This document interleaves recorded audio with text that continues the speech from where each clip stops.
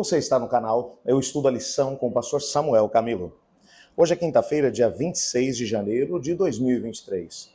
E o tema que estudaremos a nossa lição será Projetos Especiais, Oferta do Pote Grande. O texto que serve como base para o nosso estudo encontra-se em Marcos capítulo 14, versos 3 a 9, e João capítulo 12, versos 2 a 8.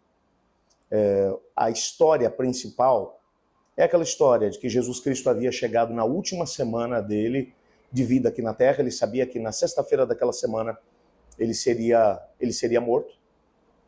Naquela semana, ele esteve em Jerusalém durante todos os dias.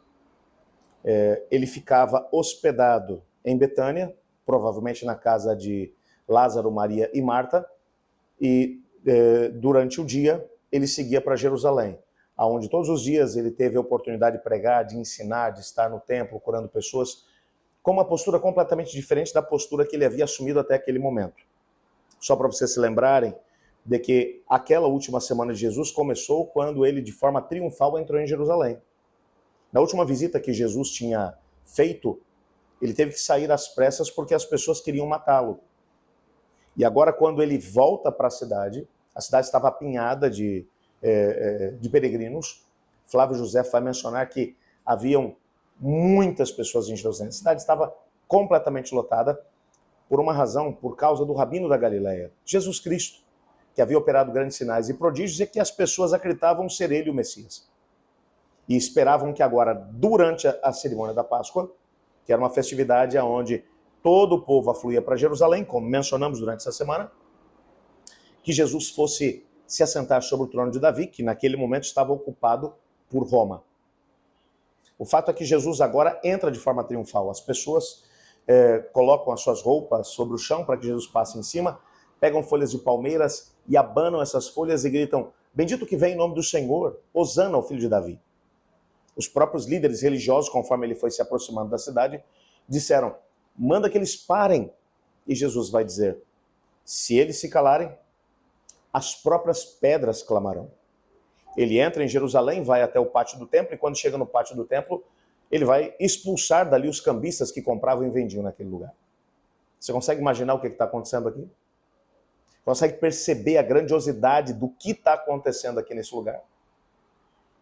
Logo depois, as pessoas vêm a Jesus, Jesus as cura ali no pátio do templo.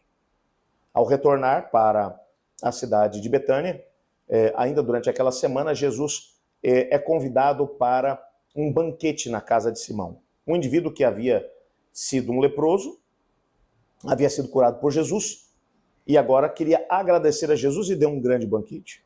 No meio do banquete, Maria Madalena vem e quebra um vaso de perfume que custava o equivalente ao salário de um trabalhador comum, um ano de trabalho de um trabalhador comum, de um assalariado. Era uma grande soma e o perfume encheu toda a sala. Judas, nessa altura, João vai dizer isso pra gente, que Judas não se conteve, ele disse: mas que desperdício, esse perfume tão caro poderia ter sido vendido e o dinheiro dado aos pobres. Jesus vai olhar para Judas e vai dizer: os pobres vocês sempre os terão convosco. Quanto a mim, não. Ela está antecipando o meu sepultamento, está ungindo o meu corpo em vida. Ela não é de quando vai comentar esse texto, ela vai mencionar que Maria havia ouvido Jesus falar a respeito da sua morte expiatória. E ela pegou todas as suas economias e investiu na compra de um perfume caro para poder ungir o corpo de Jesus depois que ele morresse.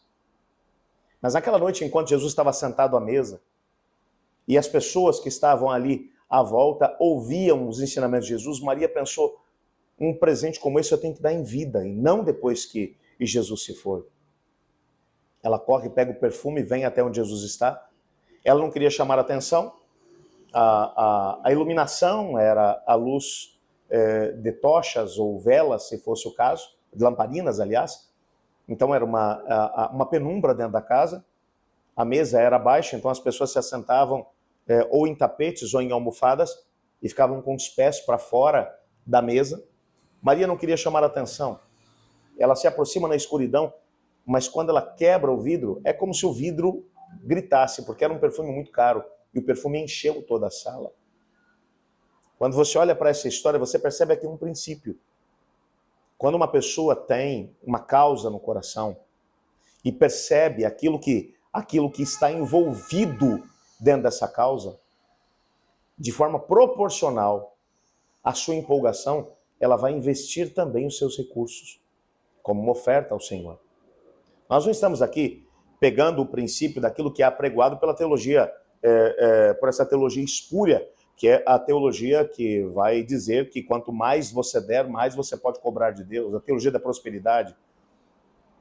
A Bíblia não apregou esse tipo de coisa, mas a Bíblia fala de histórias como a de Maria, bem como também a história de homens como Barnabé, que é apresentado no Novo Testamento 17 vezes, mas que a sua história é introduzida lá no capítulo 4 do livro de Atos, quando ele pega um terreno grande que ele possuía, percebendo que o evangelho precisava ser pregado naquela região e que os recursos eram escassos, e ele vendeu esse terreno, levou o dinheiro e o colocou aos pés dos apóstolos.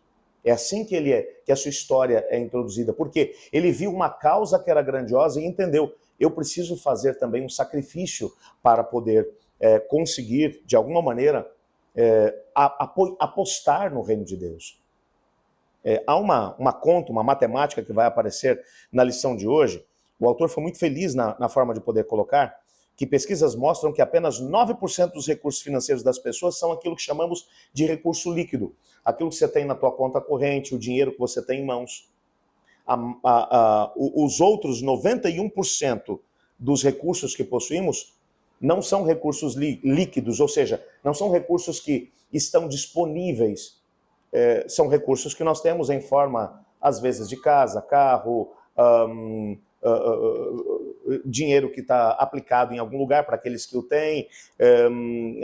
São recursos que não estão disponíveis ali. É aquilo que é chamado dentro da própria contabilidade de dinheiro ou de ativos fixos, que são dinheiros que não são facilmente convertidos em dinheiro de uma hora para outra.